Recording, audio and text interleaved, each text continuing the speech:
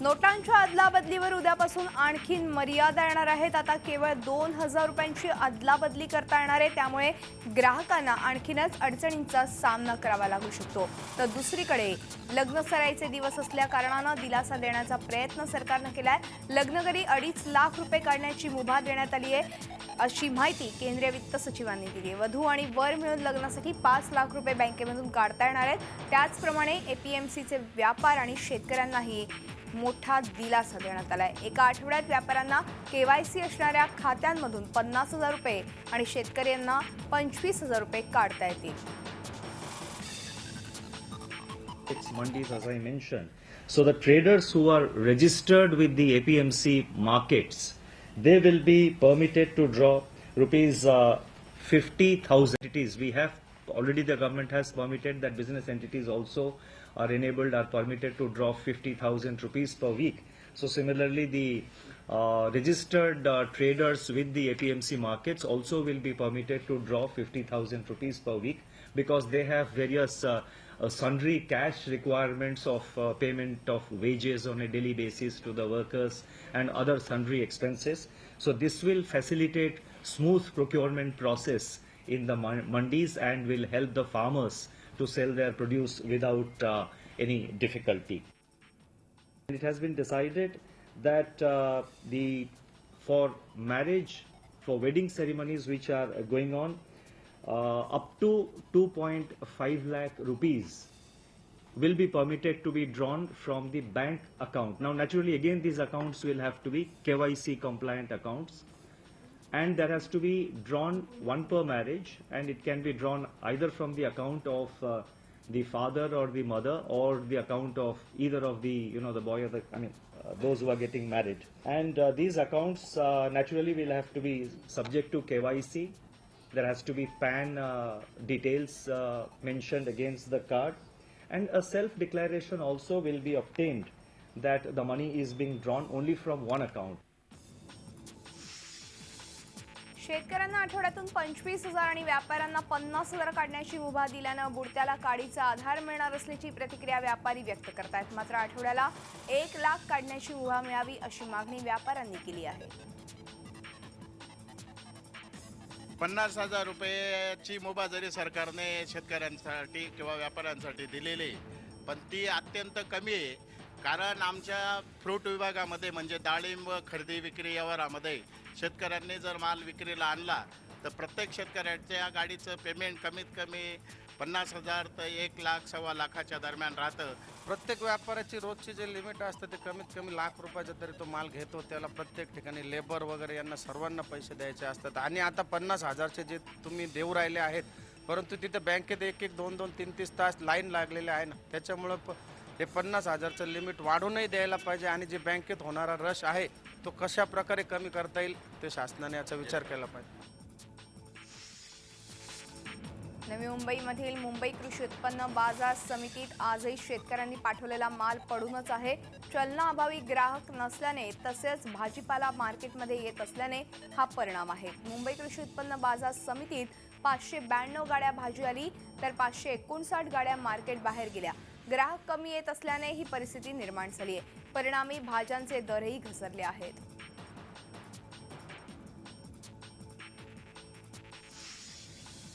शासनाच्या नोटाबंदीच्या निर्णयामुळे बंद असलेल्या नाशिक जिल्ह्यातील बाजार समित्या आता शुक्रवारपासून पुन्हा सुरू होणार असून शेतकऱ्यांची शेतीमाल विकण्यासाठी निर्माण झालेली अडचण दूर होणार असली तरी त्यांना शेतमालाचे पैसे चेकच्या स्वरूपात मिळणार आहे। यासाठी शेतकऱ्यांना शेतमाल विक्री करताना पासबुकची झेरॉक्स बरोबर ठेवावी लागेल, तर ज्याच्या नावाने माल विकला जाईल त्याच नावाने चेक मिळणार आहे। केंद्र सरकारने 500 आणि 1000 रुपयांच्या नोटा रद्द केल्याने अडचणीत आलेल्या पतसंस्थांनी आज नागपूरमध्ये रिझर्व्ह बँकेसमोर आपलं गाऱ्हाण मांडलं।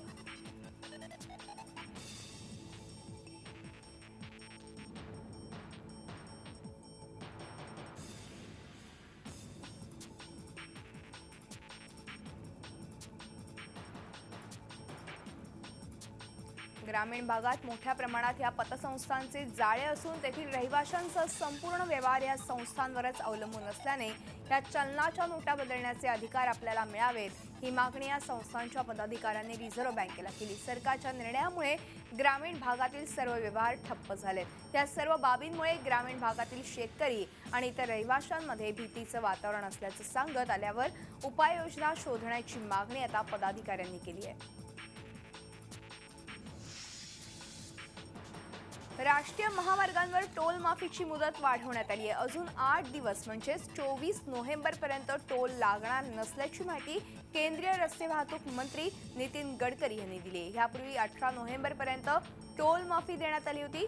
नोटाबंदीच्या निर्णयामुळे सुट्ट्या पैशांची समस्या निर्माण झाली असल्यानंच हा निर्णय घेण्यात आला आहे।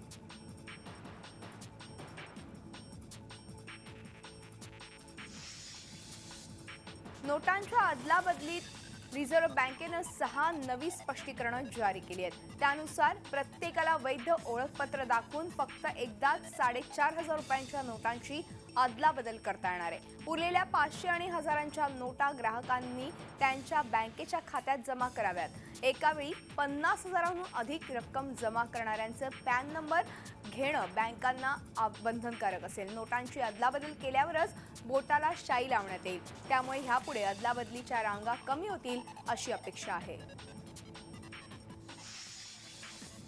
दान आणि देणगी स्वरूपात जमा होणाऱ्या चलनी नोटा, नाणी त्याच दिवशी संबंधित बँकांमध्ये भरण्याचे राज्यातील सर्व देवस्थानं आणि धर्मादाय संस्थांना आदेश देण्यात आलेत। केंद्र सरकारने दिलेल्या निर्देशानुसार राज्याच्या विधी आणि न्याय विभागाने हे आदेश जारी केलेत। आदेशाचं पालन करण्याचे देवस्थान आणि धर्मादाय संस्थांना बंधनकारक करण्यात आलंय। देवस्थानांमार्फत काळा पैसा पांढरा होण्याची सरकारला भीती असल्यानेच हे आदेश जारी केलेत। नोटांवरील बंदीनंतर सर्वसामान्य नागरिकांचं दैनंदिन व्यवहार ठप्प झालेत। अर्थचक्राला पुन्हा चालना देण्यासाठी सरकारने देवस्थानाच्या दानपेटीत येणारी रक्कम रोजच्या रोज बँकेत भरण्याचा आदेश दिलाय। सरकारी आदेश उपयुक्त असला तरी दररोज हा खटाटोप करणं देवस्थानाला गैरसोयीचं वाटतंय। सरकारी आदेशानुसार दररोज दानपेटी रिकामी करायला आलेला पैसा बँकेत जमा करायला मनुष्यबळ कसं उभारायचं असा प्रश्न उपस्थित केला जातोय। काल आमच्या दानपेटीमध्ये 1,53,000 रुपये निघाले। त्यामध्ये प्रामुख्याने जास्त 10च्या नोटा 80,000 या 10च्या नोटा निघाल्या। त्याच्या खालोखाल 100च्या नोटा निघाल्या। त्याच्यानंतर 50च्या नोटा, 500च्या फक्त 8 नोटा निघालेल्या आहेत। 100च्या घेतो, 50ची घेतो, 10ची घेतो, 20ची घेतो, या नोटा आम्ही घेतो। 1000ची नाही घेतो। सामनाच्या संपादकीयात आज नोटाबंदीच्या निर्णयावरून पंतप्रधान नरेंद्र मोदींवर पुन्हा एकदा निशाणा साधण्यात आला। रोम जळत असताना नीरो फिडल वाजवत होता अशा शब्दात संपादकीयामधून मोदींवर जोरदार टीकास्त्र सोडण्यात आलं। संपूर्ण संपादकीयामध्ये एकदाही मोदींच्या नावाचा उल्लेख केलेला नाही। पण नोटाबंदीच्या निर्णयामुळे जनता भिकाऱ्यासारखी रांगेत उभी राहिली आहे। हा निर्णय जालियनवाला बागेच्या गोळीबारापेक्षाही भयंकर असल्याचं संपादकीयातून सांगण्यात आलंय। नोटा बदलून घ्यायला कोणाला नाहीये।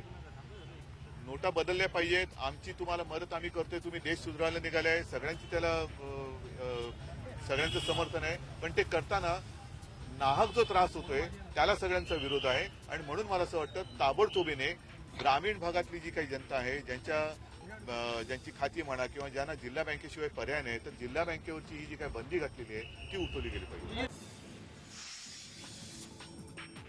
नोटाबंदीनंतर जुन्या 500,000च्या नोटा बदलून घेण्यासाठी सर्वच बँकांसमोर लांबलचक रांगा लागलेल्या बघायला मिळत आहेत। या पार्श्वभूमीवर सोलापूर शिवसेनेनं बँकांपुढे रांगेत उभ्या असलेल्या खातेदारांना चक्क झेंडूबामचं वाटप केलं। तासनतास रांगेत उभं राहून लोकांचे हातपाय आणि कंबर दुखत आहे। त्यावर इलाज म्हणून आपण हे झेंडूबामचं वाटप केल्याचं शिवसेनेचे सोलापूर शहर प्रमुख प्रताप चव्हाण आणि इतर पदाधिकाऱ्यांनी सांगितलं। एकंदरीतच बुधवारी नोट रद्दतेच्या मुद्द्यावर शिवसेना पक्षप्रमुख उद्धव ठाकरेंनी ममता बॅनर्जींना साथ दिली। त्यानंतर शिवसेनेच्या पदाधिकाऱ्यांच्या झेंडूबाम वाटप कार्यक्रमामुळे नरेंद्र मोदी यांच्या नोटा रद्दतेच्या निर्णयाची खिल्ली शिवसेनेकडून उडवली जात असल्याची चर्चा रंगली। परिणामी शिवसेनेचा हा झेंडूबाम उतारा भाजपला चांगला झोमण्याची शक्यता आहे। नोटाबंदीच्या निर्णयामुळे सामान्य जनतेला होत असलेल्या त्रासाच्या निषेधार्थ राष्ट्रवादी काँग्रेसनं आंदोलन केलं. पुण्यातील झाशी राणी चौकात घोषणाबाजी करत आंदोलनकर्त्यांनी सरकारचा निषेध नोंदवला. सरकारनं घेतलेला निर्णय योग्य असला तरी त्यांच्या अंमलबजावणीबाबत नियोजनाचा अभाव दिसून आल्याचा आरोप यावेळी करण्यात आला. नागरिकांना या निर्णयाचा त्रास होणार नाही याची काळजी सरकारनं घ्यायला पाहिजे होती, अशी अपेक्षा यावेळी व्यक्त करण्यात आली.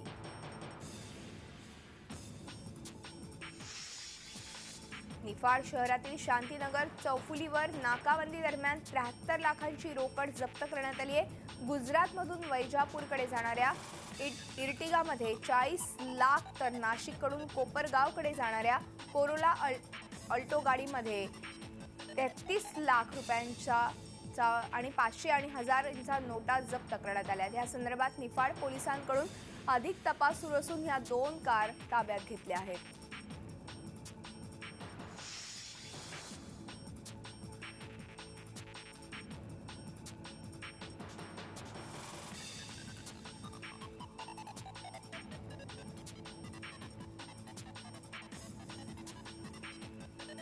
औरंगाबादमधील सूतगिरणी चौकाजवळील नाल्यात नोटांच्या फाडलेल्या स्थितीतले तुकडे सापडले. 500 रुपयांच्या जुन्या नोटा फाडलेल्या अवस्थेत सापडल्यानं खळबळ माजली. जवाहरनगर पोलिसांनी हे नोटांचे तुकडे ताब्यात घेतले. एकूण सापडलेल्या तुकड्यावरून अंदाजे 500च्या 100 नोटा फाडलेल्या असतील असा अंदाज वर्तवण्यात येतोय.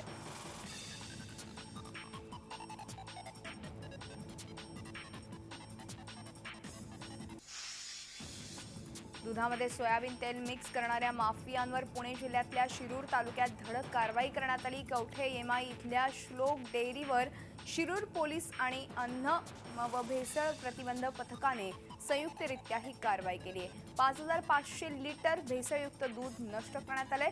श्लोक डेअरीचा मालक राजेश सांडभोर याच्यावरती गुन्हा देखील दाखल करण्यात आला असून भेसळयुक्त दुधाचे आणि सोयाबीन तेलाचे नमुने प्रयोगशाळेत पाठवले आहेत. फॅट वाढीसाठी दुधात सोयाबीन तेलाची भेसळ करणारा हा प्रकार या ठिकाणी अनेक दिवसांपासून सुरू होता. या कारवाईमुळे दूध भेसळ करणाऱ्यांमध्ये मोठी खळबळ उडाली आहे. राज्यभरातील तलाठी कार्यालयांना सध्या टाळं लागले. आपल्या विविध मागण्यांसाठी राज्यभरातील तलाठी संघटना सामुदायिक रजेवर गेल्यात. मात्र यामुळे सामान्य नागरिकांचे चांगलेच हाल होत आहेत. महसूल संदर्भातील बहुतांश कामे आता ठप्प झाली आहेत. सरकारने तातडीने यावरती तोडगा काढण्याची मागणी करण्यात येते. कोल्हापूर महापालिकेचे शिवसेना नगरसेवक अभिजित चव्हाण यांनी घरफाळा विभागातल्या कर्मचाऱ्यांना बेदम मारहाण केली.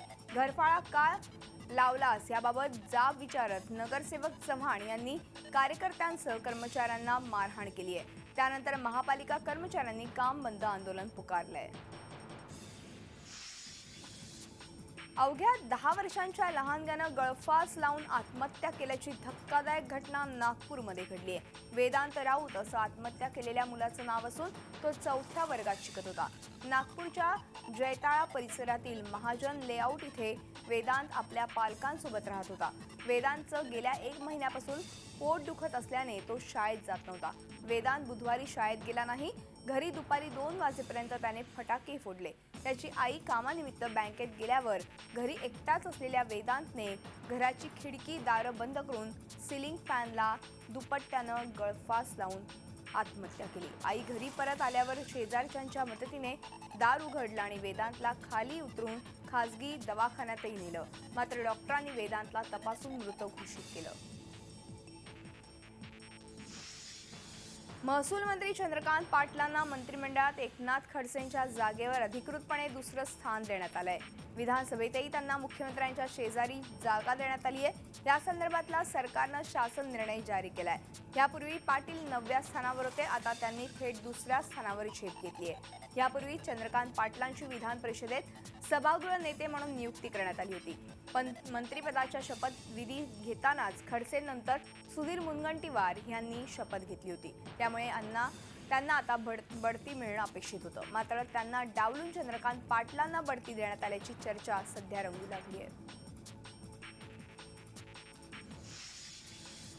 लिंग निदानासंदर्भातली कुठलीही माहिती आणि जाहिराती सगळ्या सर्च इंजिन्सने ताबडतोब डिलीट करावी असे आदेशच सर्वोच्च न्यायालयानं दिले आहेत. गुगल, याहू सारख्या सर्च इंजिन्समध्ये लिंग निदानासंदर्भातली माहिती शोधली जाते.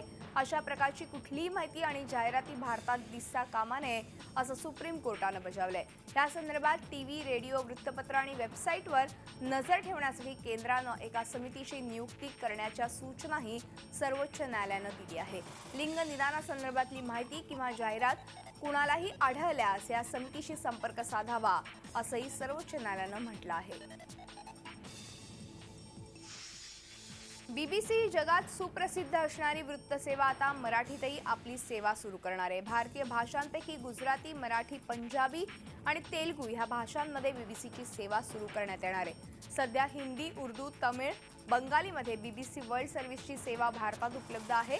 बुधवारी बीबीसी वर्ल्ड सर्व्हिसचे प्रमुख टोनी हॉल यांनी या सेवांची सुरुवात केली. सरकारनं बीबीसीला देण्यात येणाऱ्या निधीमध्ये घसघशीत वाढ केल्यानं हा निर्णय घेण्यात आल्याचं सांगण्यात आलं. भारतातून पळून गेलेला उद्योगपती विजय माल्याचं 1200 कोटींचं कर्ज अखेर स्टेट बँक ऑफ इंडियानं बुडीत खात्यात जमा केलंय. यावरून राष्ट्रवादी काँग्रेसनं मोदी सरकारवर निशाणाही साधलाय. तर माल्यांवरती कारवाई होणारच असं भाजपनं स्पष्ट केलंय.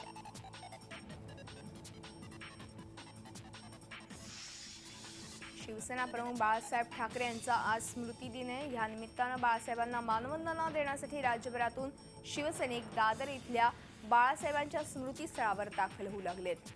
शिवसेना पक्षप्रमुख उद्धव ठाकरे यांनी बाळासाहेबांच्या समाधीस्थळी जाऊन त्यांना अभिवादन केलं. मुख्यमंत्री देवेंद्र फडणवीस यांनी शिवाजी पार्क इथे जाऊन बाळासाहेबांना आदरांजली वाहिली. याशिवाय विविध पक्षाचे नेतेही शिवाजी पार्कवर येऊन बाळासाहेबांना अभिवादन करण्याची शक्यता आहे. दरम्यान बाळासाहेबांच्या स्मृतिदिनानिमित्त राज्यभर विविध कार्यक्रमांचं आयोजन करण्यात आलं होतं.